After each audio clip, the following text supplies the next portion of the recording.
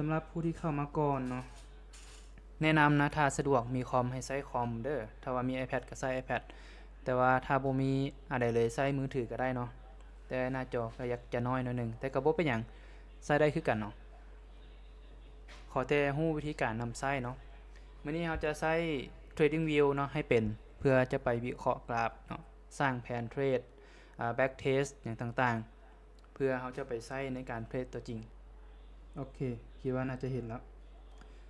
สำหรับคนที่ใช้คอมเนาะเข้า Google แล้วพิมพ์คำว่า Trading View กดเข้าไปกดติ๊กใส่ตัวบิตเลยให้ทุกคนมาผูกอีเมลก่อนเนาะอันดับแรกแต่สำหรับผู้ที่ใช้มือถืออาจจะใช้ได้เลยเนาะถ้าส่วนตัวสังจีบ่ผิดหากเราเข้าอยู่เว็บไซต์เรามาผูกอีเมลอยู่นี่เนาะเข้ามาจะเห็นหน้าตานี่เรามาผูกอีเมลอยู่โปรไฟล์อาจจะใช้อีเมลหรือใช้อีเมล Google Facebook อย่างต่างๆแนะนำให้ใช้เป็น Google เนาะจะดีมันง่ายสะดวก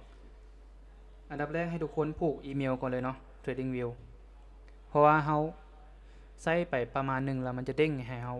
ผูกอีเมลคือเก่าถ้าว่าผู้ใดยังบ่เคยผูกเนาะเคยใช้เป็นครั้งแรกจะต้องได้ผูกอีเมลก่อนโอเคมาแล้วโอเคเราเริ่มสตาร์ทกันเลยเนาะมาแล้วทุกคนแนะนำเปิดคอมเนาะเปิด iPad ผู้ใดบ่มีคอมบ่มี iPad ใช้โทรศัพท์ก็ได้เนาะโทรศัพท์แม่นโหลดอยู่ App Store หรือว่า Play Store เลยโอเคพร้อมเนาะทุกคนพร้อมพิมพ์คำว่าพร้อมให้ได้ผู้ใดโหลดมาแล้วให้เวลาโหลด2นาทีเนาะผู้ใดใช้โทรศัพท์ก็โหลดมาได้เนาะโหลดแอป TradingView มาเลยพร้อมเนาะมีคนมาพร้อมแล้วเพื่อคนยังบ่พร้อมเนาะเราจะได้ไปพร้อมกันถ้าผู้ใดใช้คอมเข้า Google พิมพ์คำว่า TradingView เนาะแล้วล็อกอีเมลก่อนอยู่บนนี้โปรไฟล์เนาะล็อกหาโปรไฟล์ล็อกอีเมล Google เนาะมื้อนี้เราจะเรียนการใช้ TradingView กันเนาะเดี๋ยวผู้ใดเคยใช้แล้วเด้หรือว่าเป็นครั้งแรกเนาะที่ใช้ TradingView ถ้าว่าใช้ครั้งแรกเนาะพิมพ์1ให้ได้เนาะ1อยู่ห้องแชทตัวนี้มาแล้ว19คนเนาะทุกคนผูกอีเมลแล้วระบอผูกอีเมลกับ TradingView แล้วระบอถ้าว่าผูกแล้วเนาะเราจะไปกันต่อดึงเวลาให้ทุกคนได้ผูกอีเมลให้เรียบร้อยเนาะเสร็จสับเพื่อมันจะบ่เด้งแจ้งเตือนตอนเราใส่ไประยะหนึ่งเนาะ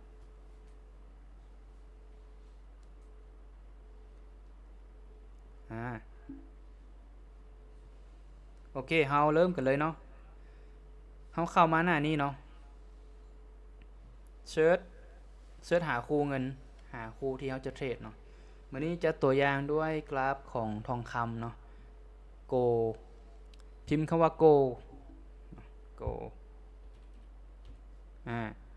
มันจะมีหลายค่ายหลายสำนักเนาะหน้ากราฟเราเลือกเอาตัวใดก็ได้เนาะ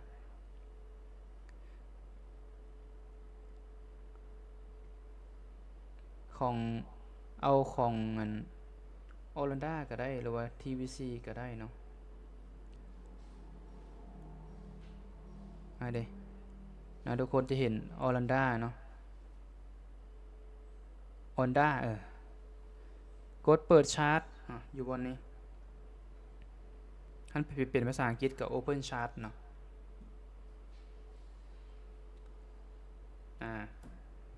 เปิดกราฟได้แล้วบ่ทุกคนถ้าว่าเปิดกราฟได้เนาะพิมพ์ได้ให้แลในห้องแชทเดี๋ยวก็จะเริ่มแนะนำการใช้เครื่องมือแต่ละตัวกันเลย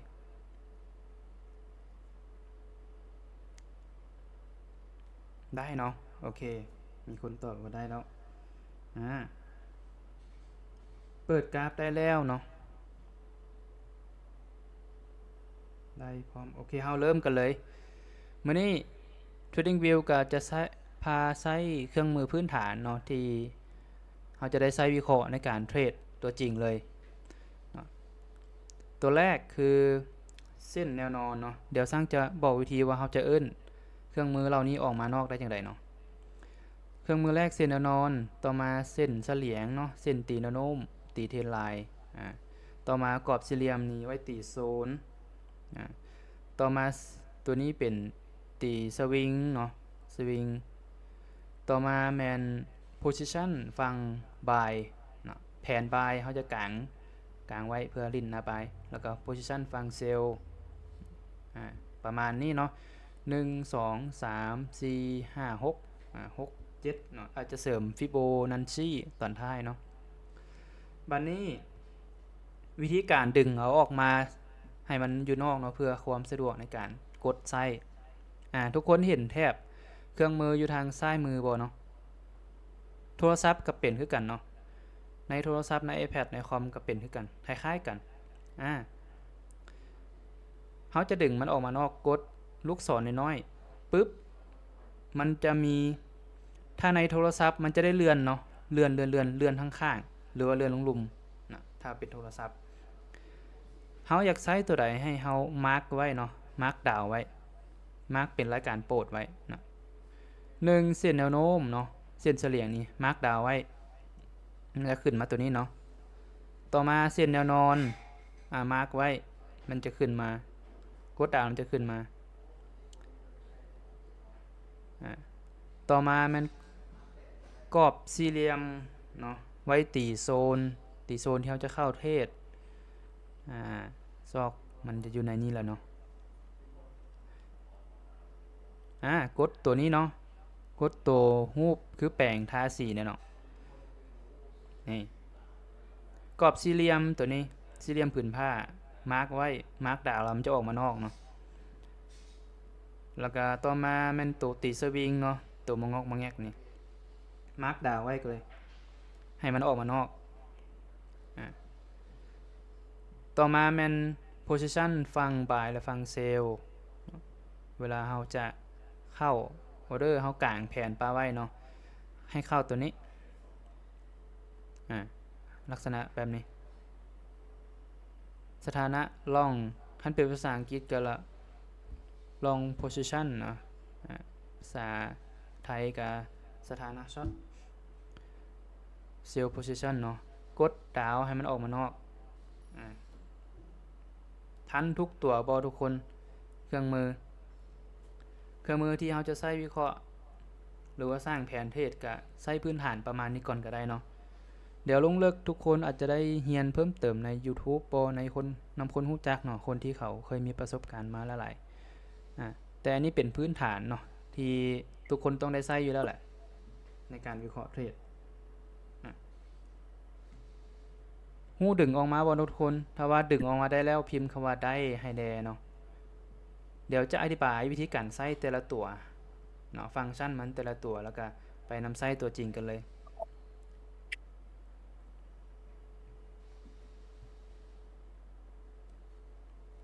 โอเค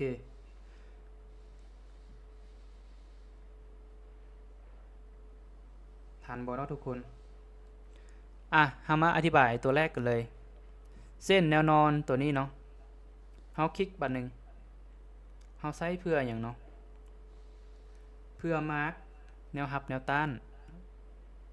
แนวรับคือจุดราคาต่ำสุดที่บ่สามารถลงต่อได้เนาะแนวต้านคือจุดราคาสูงสุดที่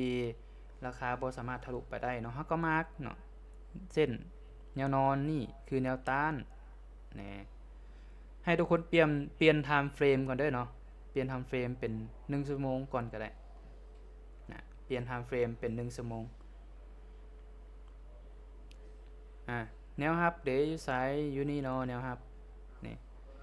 กราฟแลนแนวรับแนวต้านแลนในกรอบอันนี้คือฟังก์ชันเส้นแนวนอนทันบ่ทุกคนฟังก์ชันเส้นแนวนอนเนาะต่อมาแม่นเครื่องหมายตัวนี้เนาะเส้นแนวโน้มติ๊กบัดนึงแล้วก็เฮาคลิกบัดนึงแล้วก็ลากไปบัดที่วางเฮาก็คลิกอีกบัดนึงตัวนี้เอาไว้ตีเส้นเทรนไลน์เนาะ ส้นแนวโน้มเส้นเฉลี่ยงนี่นะเอาไว้ตีเส้นเทรนไลน์เนาะเส้นตัวนี้ไว้ตีเส้นเทรนไลน์เพื่อเบิ่งมันแล่นในกรอบรุดกรอบใดเฮาก็พิจารณาลิ้นอีกฝั่งนึงเนาะอันนี้มันเส้นเทรนไลน์เนาะทันบ่ทุกคนให้สัญญาณในเด้อว่าทันหรือบ่ทันตัวที่ใส่ไปแล้วก็จะลึกเนาะต่อมาแม่น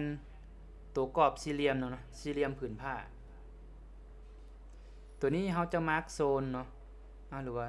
แต้มไว้เลยก็ได้เนาะเส้นแนวรับแนวต้านเทรดไลน์มาร์คโซนบัดนี้โซนที่เราเข้าเทรดนะให้โซนแนวรับแนวต้านเนาะโซนดีมานด์ซัพพลายดีมานด์ซัพพลายสังเกตบอลที่ไม่เป็นก้อนเนาะเอาเริ่มแรกๆง่ายๆเลยโซนที่ไม่เป็นก้อนกลุ่มก้อนนี่เห็นไม่เป็นก้อนนี่แมนเลยนี่อันนี้โซนดีมานด์เนาะอันนี้แมนเบิร์ดได้นี่เนาะวิธีใช้มันคลิกแล้วก็ลากออกมาเนาะนี่วิธีตีโซนกลุ่มก้อนทั้งเทิงนี่ก็เป็นโซนซัพพลายเนาะคลิกใส่มันแล้วก็ลากไปกลุ่มก้อนโซนที่เราจะลิ้น buy หรือ sell นี่เห็นบ่นี่แมนเบิดเลยนี่นะบอลที่มันพักตัวเนาะคือกลุ่มก้อนโซนที่เราจะลิ้นน่ะตัวอย่างกราฟมันแลนแบบนี้เนาะเขาจะสังเกตว่ามันจะมีกลุ่มก้อนเนาะเขาก็ทาลิ้นก็ตีโซนเนาะวางแผนว่าเขาจะลิ้นถ้ามันมาฮอตนี่เขาจะลิ้นฟังบายเด้อเขาก็ตีโซนปลาไว้เนาะกรอบสี่เหลี่ยมนี้คือเขาใช้มาร์คโซนที่เขาจะลิ้นเมื่อราคามาฮอตเขาก็พิจารณาเข้าเทรดนั่นเองเนาะทานบอทุกคนกรอบสี่เหลี่ยมมันเอาไว้มาร์คโซนเนาะอาจจะลึกออกบางส่วนเพื่อให้มันหลายตาเนาะโอเคบอลมาร์คโซนกองสี่เหลี่ยมต่อมาสัญลักษณ์ตัวนี้เนาะขีดขึ้นขีดลงตัวนี้คลิกบันนึงตัวนี้เราใช้ไว้ตีสวิงตีโลตีไฮตีจุดต่ำสุดจุดสูงสุดตีสวิงว่ามันเป็นเพื่อให้รู้ว่ามันเป็นขาขึ้นหรือขาลงหรือว่าเราวาดภาพว่ากราฟมันจะมาประมาณนี้เนาะคาดการประมาณนี้วิธีใช้มันก็คือเนาะคลิกใส่ตัวมันเรามาวางคลิกใส่โลใส่จุดต่ำสุดเราลากไปเนาะไปคลิกใส่จุดสูงสุดอีกบันนึงแล้วก็ลากมาคลิกใส่จุดต่ำสุดคลิกใส่จุดสูงสุดบาทเขาจะหยุดใส่มันคลิก2 บาทประมาณนี้เนาะสำหรับเครื่องมือตัวนี้ใส่ไว้ตีสวิงเนาะเพื่อเขาจะอ่านเทรนเนาะอ่านแนวโน้มว่าเป็นขาขึ้นหรือขาลงเทรนฝั่งใดได้เปรียบเขาก็ควรลิ้นฝั่งนั้นเนาะนี่ประมาณนี้จากจุดใส่เขาก็กดอีกบันนึงตัวนี้คือวิธีตีสวิงเนาะใส่เครื่องมือตัวนี้ประมาณนี้ต่อมาเขาตีแนวรับแนวต้านเนาะเทรนไลน์ลืมเส้นเทรนไลน์เนาะเทรนไลน์ปาไว้ตัวนี้มันหลุดเทรนไลน์ลงมาแล้วเนาะเขากลับมาท่าลิ้นบายอยู่นี่ก็ได้เนาะหรือจะลิ้นเซลล์อยู่ถึงกลุ่มก้อนที่เป็นกลุ่มก้อนเขาก็มาร์คโซนลิ้นไว้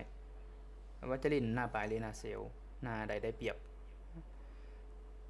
ตอนนี้ภาพใหญ่ภาพรวมเนาะหน้าบ่ายก็ยังได้เปรียบอยู่เนาะตัวนี้เครื่องมือตัวนี้เนาะสัญลักษณ์ตัวนี้เอามากางไว้ว่าเขาจะลิ้นแผ่นบายนี่แถบสีแดงแม่นอาณาเขตของ SL ทบเนื้อสีเขียวแมน TP จุดเก็บกำไรเนาะจุดนี้แมนจุดเฮาเข้าออเดอร์นะจุดนี้แมนราคาที่เฮาเข้าออเดอร์สังเกตเบื้องขวามือเนาะราคามันจะโชว์อยู่นี่เลยเห็นบ่สีแดงแมน SL จุดตัดขาดทุนจือบอทุกคนที่เฮาเรียนเมื่อวานนี้เนาะถ้ามันมาต่ำราคานี้มันก็ SL ก็คือขาดทุนไปราคาเข้าแมนแทบสีเทานี่เนาะก็คือจุดนี้จุดเก็บ TP อยู่เทิงเนาะสุดนี่ราคาก็อยู่นี่เนาะบอลสีเขียวนี่3254อันนี้คือ position ฝั่งบ่ายเนาะถ้ามันมาฮอตนี่เขาอาจจะพิจารณาลิ้น order buy เนาะอาจจะเด้งแบบนี้แล้วลุดลงมานี่บ่ายขึ้นไป TP เก็บนี่ปลอดภัยอันนี้คือ position ฝั่งบ่ายอันนี้เป็นแผนเริ่มเป็นแผนงามให้เฮาลิ้นละต่อมาเนาะเครื่องมือตัวนี้สถานะช็อตคลิกขึ้นมาตัวนี้เป็นแผนเซลล์เนาะแผนเซลล์สมมุติว่าเฮาตีโซนโซนนี้เนาะเพื่อลิ้นแผนเซลล์เฮาก็กางแผนไว้เนาะราคาเข้าอาจจะอยู่จุดนี้อันนี้ตัวอย่างเด้อเนาะบ่แม่นว่าจะเอาไปเซลล์ในวันจันทร์มื้ออื่นนี่บ่ได้เนาะอันนี้เป็นตัวอย่างการใช้สถานะฟังช็อตหรือว่าแผนที่เขาจะเซลล์ถ้าเห็นแบบนี้อยู่คอมคนอื่นเนาะให้ฮู้เลยว่าถ้าเป็นแบบนี้เขาเจ้าลิ้นเขาเจ้าวางแผนที่จะลิ้นฟังบ่ายถ้าเห็นแบบนี้ปีนกลับแบบนี้ฮู้เลยว่าเขาจะลิ้นฟังเซลล์ลิ้นแผนเซลล์ถ้าราคาแลนขึ้นมาฮอตบริเวณเทิงก้อนนี้เนาะเขาก็จะลิ้นเซลล์ลงมาเขาอาจจะลิ้นเซลล์ลงมาก็ได้ตอนนี้กราฟมันแลนอยู่เครื่องกลางเนาะมันไปหน้าใดก็ได้อาจจะลงมากวดพวกนี้แล้วก็ขึ้นหรืออาจจะขึ้นมากวดเทิงแล้วลงเฮาก็บ่ฮู้อนาคตเนาะเฮาก็เบิ่งตามแนวโน้มที่ได้เปรียบแล้วก็ประสบการณ์ที่ทุกคนเคยเทรดมาเนาะแต่ละคนอาจจะเจอประสบการณ์บ่คือกันโอเคสำหรับมื้อนี้ก็มีเครื่องมือประมาณนี้เนาะที่แนะนำโดยพื้นฐานแล้วก็วิธีใช้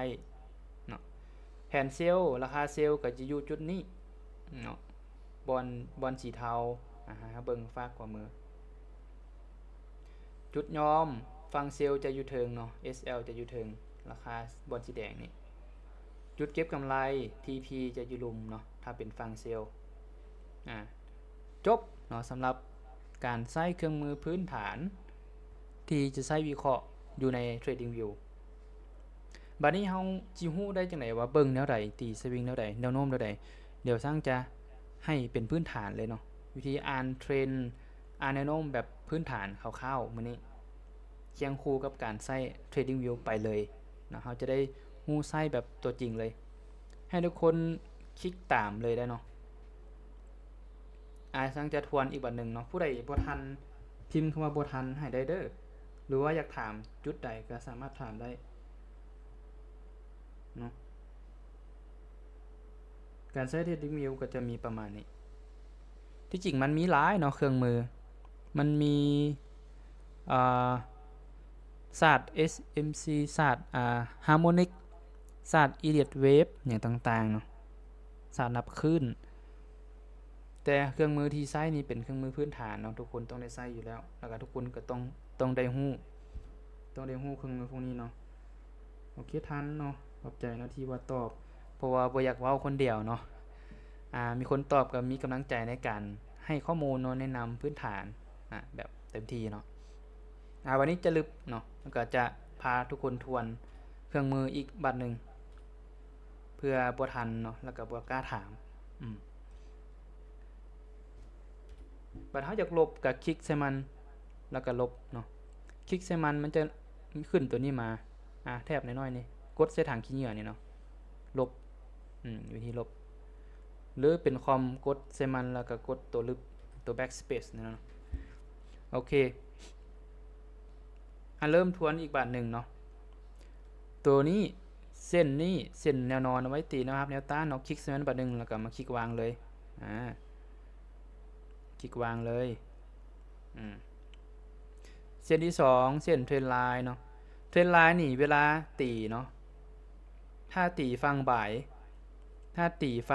ประคองฟังบ่ายมันให้ตีจากโลเนาะโลก็คือจุดต่ำสุดนี่ประมาณนี้โลไปหาโลการตีนี่บ่มีคิดบ่มีถึงเนาะเท่าที่เฮาเคยเรียนเนาะแต่สร้างจะมาแนะนำวิธีการตีซื่อๆหรือจะตีเทื่อละเส้นหรือ copy ก็ได้นี่ Ctrl C เดี๋ยวนะ Ctrl C แล้วก็ Ctrl V มันจะออกมาตีเทรนไลน์นี่ก็ได้นี่จากนี้มานี่มันก็แลนในอันน่ะเนี่ยสุดนี้เนาะนี่เขาก็เห็นภาพว่ามันเป็นขาขึ้นเนาะแล้วก็ยังบ่ทันรุดเทรนไลน์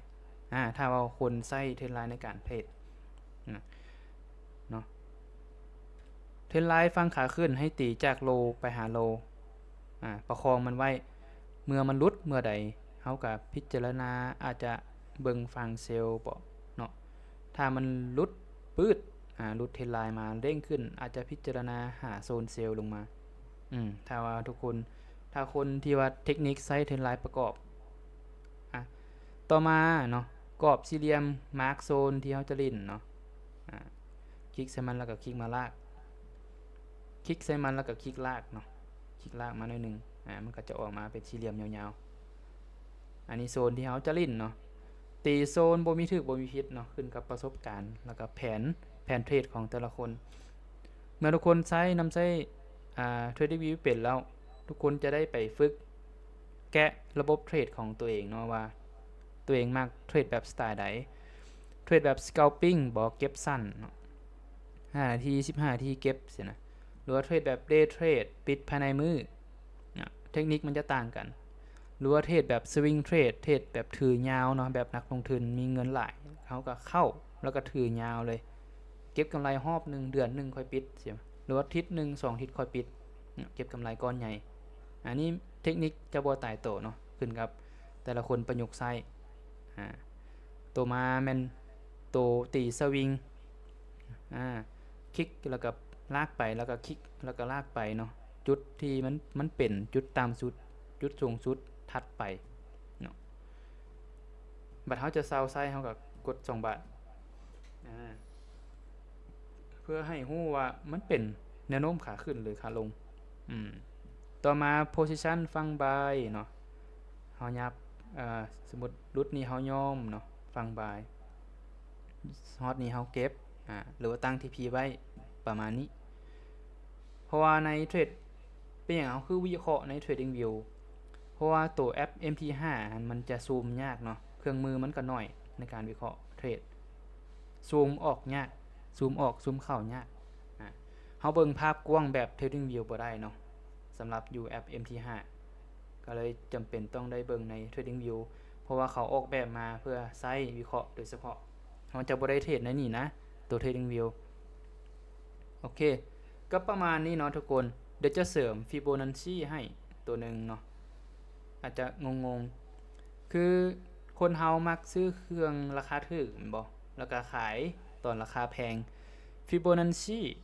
เอามากองเนาะตัวนี้นะคันเฮาดึงมันออกมามันจะอยู่นี่การปรับฐาน Fibonacci นะมันเขียนแบบนี้เฮาคลิกดาวให้มันออกมาเนาะวิธีการใช้เนาะวิธีการใช้ Fibonacci เอาคร่าวๆคลิกใส่มันแล้วก็ถ้าเฮาอยากเล่นฟังบ่ายเฮาก็ตีแต่ลุมขึ้นเทิงเนาะตีแต่ซ้ายหาขวาฟังบ่ายมันตีแต่ลุมขึ้นเทิงตีแต่โลไปไฮคือช่วงราคานี่เนาะขึ้นตัวนี้เฮาเบิ่งเป็นขาขึ้นแล้วเฮาจะซื้อตอนใดๆซื้อตอนที่มันราคาถูกย่อลงมาเฮาค่อยซื้อเฮาจะบ่ไปซื้อตอนราคาแพงเนี่ยกายเฮามากางฟิโบกองเบิ่งกาย 50% เนาะ 0.5 นี่คือ 50% กาย 50% ลงมาเฮาก็พิจารณาเข้าซื้อโอเคผู้ใดเข้ามารบกวนปิดเสียงให้หน่อยเด้อเนาะโอเค ไปกันต่อเนาะนะถ้าเขาจะซื้อเขาต้องท่าให้กราฟมันย่อลงมาลด 50% โซน 61.8 นี่เป็นราคาที่งามเนาะเพื่อบ่ายขึ้นไปต่ออันนี้แม่นฟังบ่ายเนาะกลางฟิโบนัชชีฟังบ่ายตีจากซ้ายไปขวาตีจากลมขึ้นเทิงตีจากโลไปไฮอันนี้คือฟิโบนัชชีฟังบ่ายแล้วฟังเซลเด๋ตีแบบใดเนาะสมมุติเฮาถ้าลิ้นฟังเซลเนาะเฮาขายเครื่องเฮาก็อยากขายราคาดีเนาะขายตอนราคามันสูง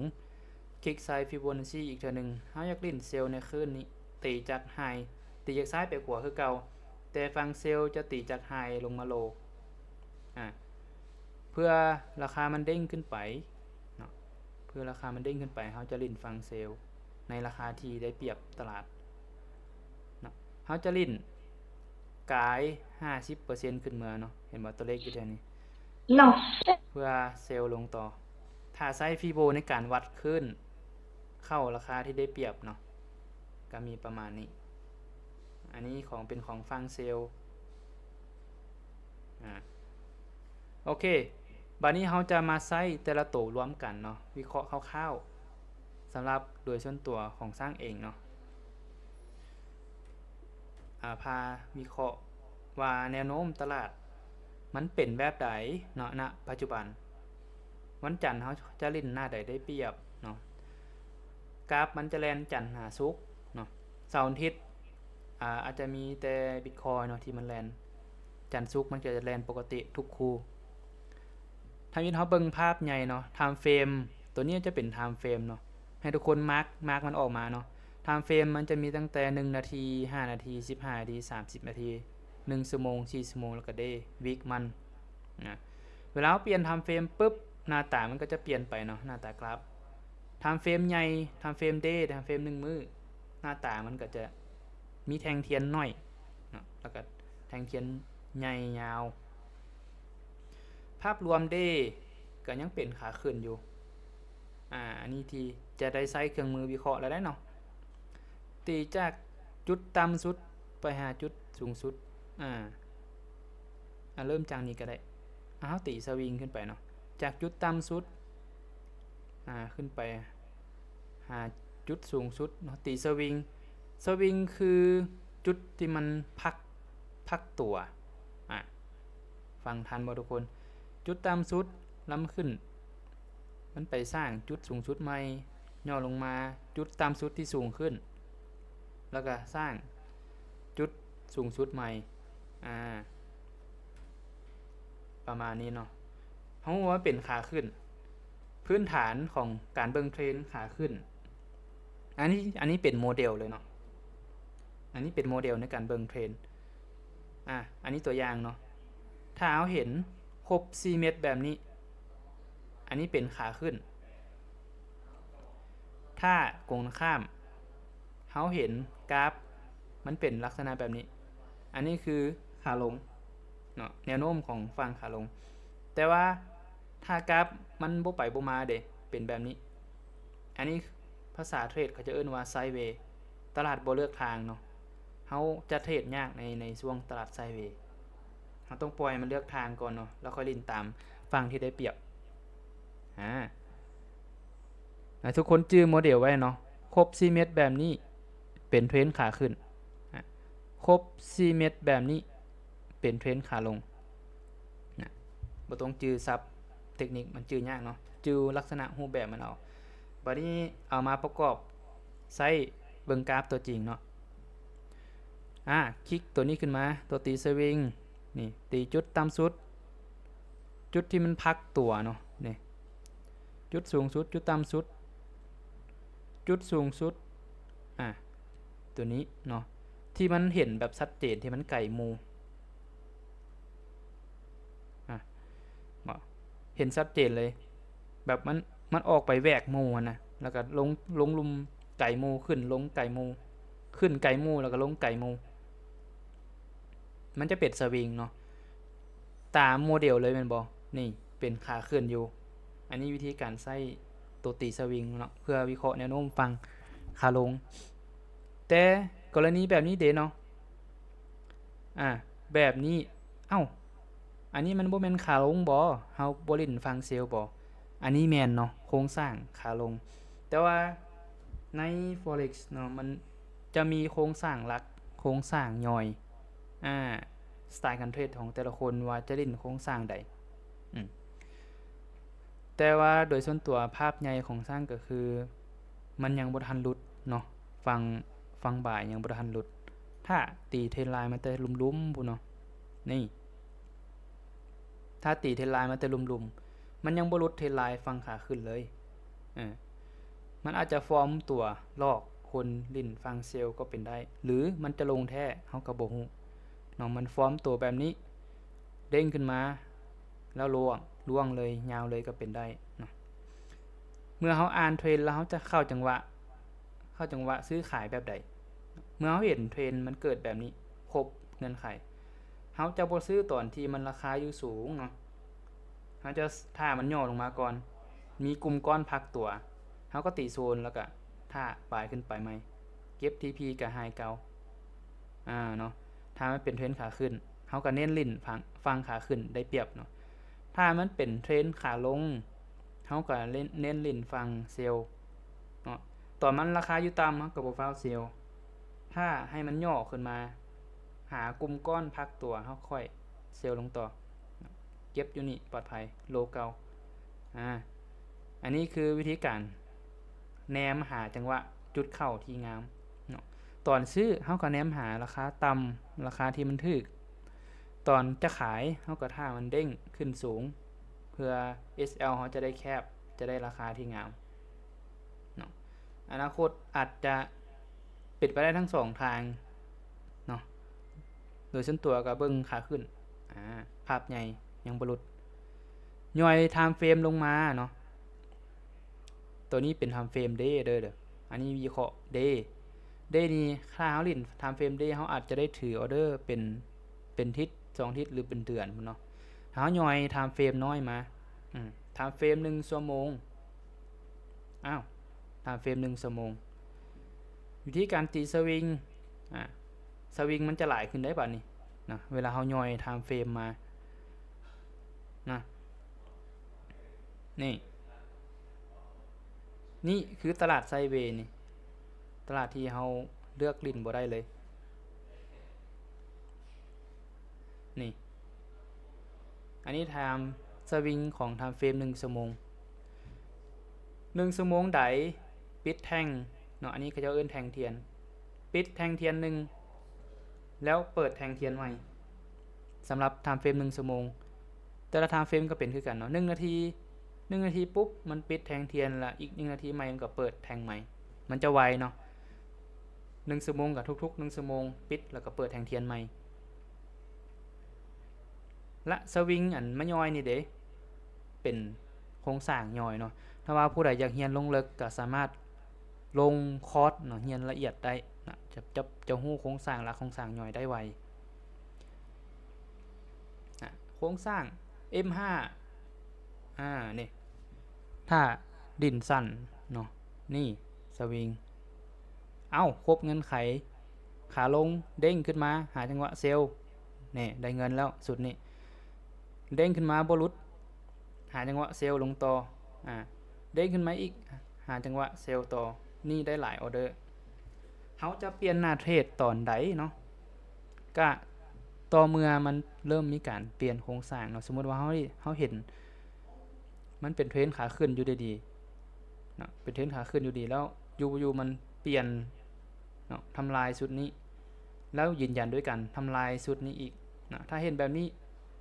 มันเปลี่ยนจากขาขึ้นเริ่มเป็นขาลงละตัวนี้คอนเฟิร์มแล้วเนาะเป็นขาลงชัดเจนนะคือชุดนี้เนาะมันลงอยู่ดีๆตอนนี้ก็ยังบ่ทันเปลี่ยนแล้วมันอยู่ครึ่งกลางตอนนี้มันสามารถขึ้นไปต่อแบบนี้ย่อแล้วไปต่อหรือว่าขึ้นมานี่แล้วลงต่อก็เป็นได้โอเคพอเข้าใจภาพรวมบ่ทุกคนเนาะ แนะนำ TradingView ก็ประมาณนี้แหละเฮาก็จะได้ใช้ส่วนใหญ่ประมาณนี้ Time Frame เนาะเฮาเปลี่ยน Time Frame ทุกคนลิ้นสั้นลิ้นกลางลิ้นยาวเฮาสามารถอ่าประยุกต์ใช้เนาะปรับใช้แผนเทรดตัวเองว่ามักสไตล์ใดมักเข้าออกไวก็เป็นสาย Scalping มักเข้าปิดภายในมือก็เป็น Day Trade มักถือยาวสไตล์นักลงทุนก็เป็น Swing Trade เนาะอ๋ออาจารย์โดยขอถามถามเกี่ยวกับถามได้ถ้าเป็นscalping นี่เราจะเทรดใน time frame เท่าใดหรือว่า day trade นี่เราจะเทรดใน time frame เท่าไหร่โอเคเนาะ Scalping แนะนำเทรดM15 ลงมาเนาะ M15 M5 M1 Scalping เนาะถ้าเป็น Day Trade ก็1ชั่วโมงลงมาเนาะ Time Frame 1ชั่วโมง M30 M15 อ่าถ้าไกด์ถ้าเป็น Time Frame 4ชั่วโมงขึ้นไปอันนั้นเป็น Swing Trade ละเราจะได้ถือออเดอร์โดนเป็นอาทิตย์เป็นเดือนนะถ้าลิ้น Time Frame ใหญ่พอทันบ่เนาะทันโดยเนาะทันโอเคเข้าใจเข้าใจมีอะไรถามเพิ่มเติมบ่การใช้เครื่องมือแต่ละตัวบัดนี้เนาะวิธีเพิ่มอินดิเคเตอร์เนาะทุกคนเห็นตัวนี้บ่อินดิเคเตอร์ทุกคนอาจจะเห็นมันมีเส้นแลนมายิกมาย้อยลิ้นเส้นหลายๆตาหลายๆอันเขาจะเอิ้นอินดิเคเตอร์เนาะตัวช่วยวิเคราะห์ในการเทรดอยู่หม่องนี้เนาะถ้าอยู่ใน Trading View มันจะอยู่หม่องนี้มันเขียนใส่ว่าอินดิเคเตอร์กดเข้าไปแล้วมันจะมีช่องให้เสิร์ชสมมุติตัวอย่างเนาะเส้น EMA เนาะเส้น Moving Average กดใส่บัตรนึงแล้วมันไปอยู่ไสเห็นบ่มันจะกล่องเทรนให้เฮาว่าเป็นเทรนขาขึ้นหรือขาลงมันจะอยู่นี่เนาะทุกคนกดออกมามันจะอยู่นี่ตัวนี้มันอินดิเคเตอร์ EMA ตัวนี้มันค่าเท่าไหร่เนาะนี่มาตรฐานบ่เบิ่งเด้อการตั้งค่าของเป็นค่ามาตรฐานเนาะ14 914นี่ค่ามาตรฐาน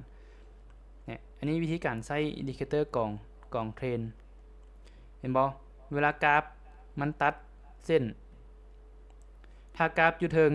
เส้น EMA ก็ผมบอกถึงว่าฟังบ่ายยังได้เปรียบอยู่เวลามันหลุดเส้น EMA ลงมาเนาะตัวแทงเทียนหลุดเส้น EMA ลงมาแสดงว่าฟังเซลล์เริ่มมีอิทธิพลเห็นบ่ลงยาวเลยแล้วตอนนี้กราฟมันตัดเส้น EMA ขึ้นไปแล้วก็มีแนวโน้มที่มันจะขึ้นได้เนาะขึ้นมาโซนใดเฮาก็บ่ฮู้อาจจะขึ้นไปเลยยาวเลยเฮาก็บ่ฮู้เนาะอันนี้วิธีการใช้อินดิเคเตอร์สำหรับ EMA เนาะลบออกก่อนบัดนี้ตัวอื่นเดพื้นฐานเนาะก็มี EMA มี STO มี RSI เนาะสมมุติเอา STO ซะเนาะ Indicator STO Stochastic นี่พิมพ์ STO มันก็ขึ้นมาแล้วเนาะ Stochastic ปึ๊บคลิกปะนึงมันจะขึ้นมานี่เนาะนี่เห็นบ่อยู่ลุมนี่ตัวนี้มันวิธีการใช้ STO เวลากราฟมันแลนลงมาต่ำกว่าเส้นตัวนี้เส้นการตั้งค่ามันเท่าไหร่เส้นซาว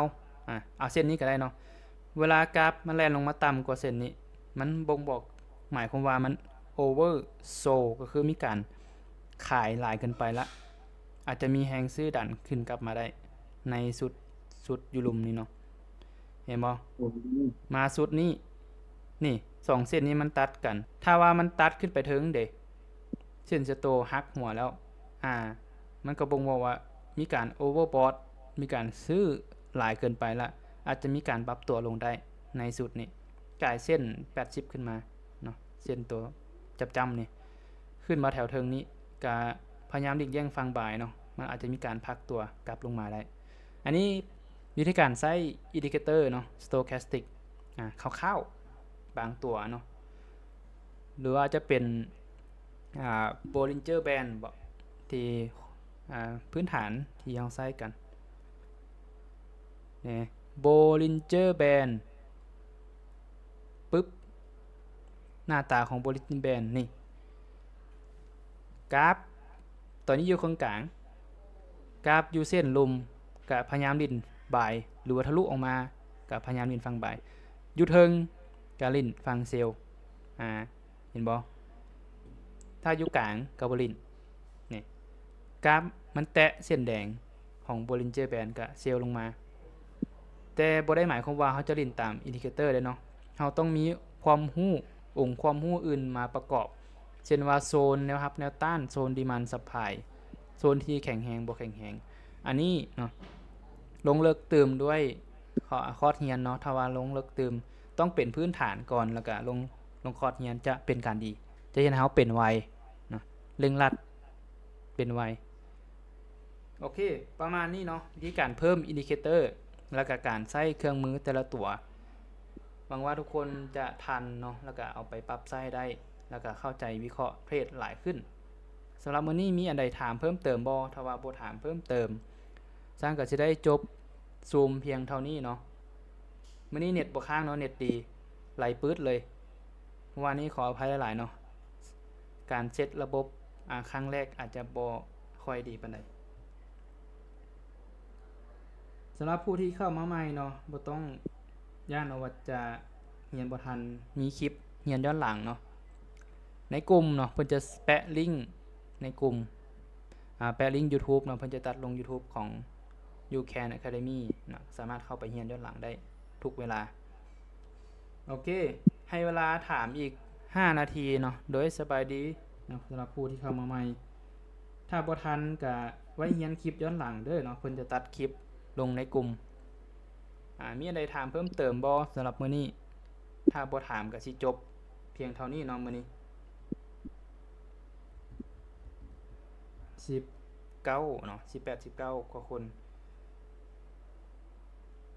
ฮัลโหลนั่นยังอยู่นํกันบ่เนาะเฮาควรใช้ EMA เท่าใดดีที่สุดตัวนี้ซั่นก็บ่ตายตัวเนาะแล้วก็ซั่นก็บ่ค่อยได้ใช้อินดิเคเตอร์ปานใดในการเทรดก็ใช้ค่ามาตรฐานเทรดก็ได้เฮาเอามาใช้กล่องเทรนซื่อๆเนาะโดยส่วนตัวสร้างแนมเช่น EMA เอามาใช้กล่องเทรนซื่อๆว่ามันฝั่งใดได้เปรียบ EMA ฝั่งขาขึ้นหรือขาลงได้เปรียบซื่อๆนี่ตัวนี้ค่ามาตรฐานของ EMA เฮาเบิ่งอยู่นี่เนาะเบิ่งอยู่ตั้งค่า9กับ14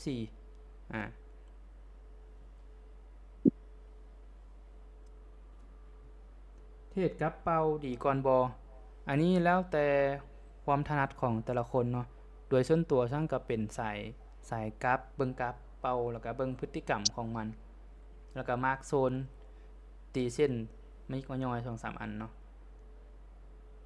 นี่อันนี้เอา EMA มากรองเพื่อเฮาเลือกหน้าเทรดได้ง่ายขึ้นซื่อๆตอนนี้บ่ EMA มันเริ่มตัดขึ้นละอาจจะเน้นฟังบ่ายกราฟยืนเหนือ EMA แล้วนี่อาจจะให้เฮาไปย่อยไทม์เฟรมน้อยเนาะในไทม์เฟรมน้อยมันก็ยืนเหนือคือกัน1ชั่วโมงนี้จะอยู่กลางๆเนาะจะเป็นทั้ง Day Trade แล้วก็สวิงไทม์เฟรม1ชั่วโมงนี่ถ้ามันย่อมาสุดนี้นี่มีแท่งสีแดงนี่แท่งก้อนพักตัวถ้ามันย่อมาแบบนี้เนาะกราฟมันเป็นแบบนี้ถ้ามันย่อกลับมาสร้างอาจจะพิจารณาเข้าบ่ายเพื่อไปเก็บกำไรอยู่ชุดนี้เนาะสุดซัพพลายก่อนหรืออาจจะเก็บ TP นี่ปลอดภัยเนาะถ้ามันลงย่อลงมาแล้วขึ้นมานี่สุดนี้อาจจะบ่อยู่เนาะอาจจะขึ้นต่อแต่ถ้ามันลงก็ค่อยหาแผนใหม่เข้าเทรดใช้ความเสี่ยงที่ต่ำเนาะมีโอกาสเข้าเทรดได้หลายไหมเนาะเฮาบ่ควรall in เนาะบ่ควรออกมาใหญ่บัดเดียวถ้าพลาดครั้งเดียวก็คือจบเนาะแต่ว่ามีโอกาสหลายครั้งเฮาก็จะได้เปรียบตลาดเนาะมีอะไรถามเพิ่มเติมบ่ถ้าบ่ถามเพิ่มเติมทั้งก็สิจบเพียงเท่านี้เนาะเฮาก็ใช้เวลาประมาณเกือบชั่วโมงแล้วเนาะเฮ เราเริ่มแต่7โมงตอนนี้ก็อีก9นาทีฮอด8โมงนะชั่วโมงหนึ่งกำลังงามสุมาพอควรแล้วเนาะท้ายที่สุดท้ายเนาะให้ถามอีกวันหนึ่งถ้าบ่ถามก็จะปิดซูมแล้วเนาะเดี๋ยวเจอกันมื้อถัดไปเฮาเรียนกัน7มื้อเนาะมื้อนี้เดินทางมามื้อที่2แล้วถ้าผู้ใดตั้งใจเรียนเนาะเข้าทุกมื้อเลยหรือว่าไปเรียนคืนรับประกันว่า7มื้อนี้เข้าใจพื้นฐานสามารถเทรดเองเป็นเลยเนาะเทรดเองเป็นกับเทรดเก่งให้มีกำไรสม่ำเสมออันนี้คนละเรื่องเลยเนาะเทรดเองเป็นมันจะอนาคตจะไปเว้าถึงการมีวินัยการควบคุมตัวเองเนาะ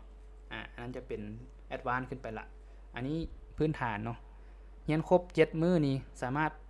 เอาไปวิเคราะห์เทรดพื้นฐานเป็นเลยเนาะอาจจะเทรดเป็นเลย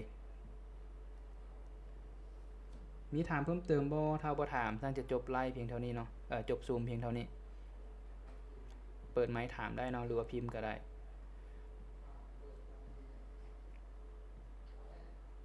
ฮัลโหลอยู่นั้นยังอยู่น้ำกันบ่จบเนาะเฮาจบบ่มีหยังถามแล้วเฮาก็จบซูมเพียงเท่านี้เนาะเดี๋ยวมื้ออื่นทุกคนก็กลับมาเรียนใหม่เนาะเวลาเดิม7โมงเนาะแล้วก็เฮามีกลุ่มเนาะกลุ่ม Discord เนาะสำหรับผู้ใดที่อยากมาโอ้ล้มทักทายหรือว่าอยากเบิ่งแผนเทรดเนาะบางทีอาจารย์เพิ่นจะส่งแผนเทรดลงกลุ่มสามารถเข้ากลุ่มในกลุ่ม Discord ได้เนาะทักหาคนที่พาตัวเองมาใน YouCan Community เนาะเพิ่นจะส่งลิงก์กลุ่ม Discord ให้แล้วก็จะมีห้อง Signal เนาะห้องหลายๆอย่างเนาะนี่ YouCan Community ห้อง Infinity Wealth เนาะห้อง SMC Infinity Wealth กับห้องที่ใช้เครื่องมือเนาะ SMC ก็เป็นการเทรดสไตล์ Smart Money Concept Winner ห้องนี้ก็จะเป็นเทรดแบบ Breakout เทรดใช้แทงเทียนเนาะเนี่ยมันจะมีหลายๆอย่างเนาะคลิปการฝากถอนเปิดบัญชีต่างๆสามารถเข้าร่วมกลุ่มได้ฟรีเนาะบ่ได้เสียค่าใช้จ่ายหยังนอกจากจะเป็นห้องซิกหรือว่าห้องเครื่องมืออาจจะมีเงื่อนไขอีกเพิ่มเติมเนาะห้องแชททั่วไปเฮามาล้มกันได้ในแต่ละมื้อเนาะตัวนี้โอเคประมาณนี้เนาะทุกคนน่าจะจบซูมเพียงเท่านี้แล้วมีคำถามเติมบ่โอเคเนาะสำหรับวันนี้จบเพียงเท่านี้เนาะเจอกันมื้อถัดไปบ๊ายบายเนาะสั่งจบซูมเพียงเท่านี้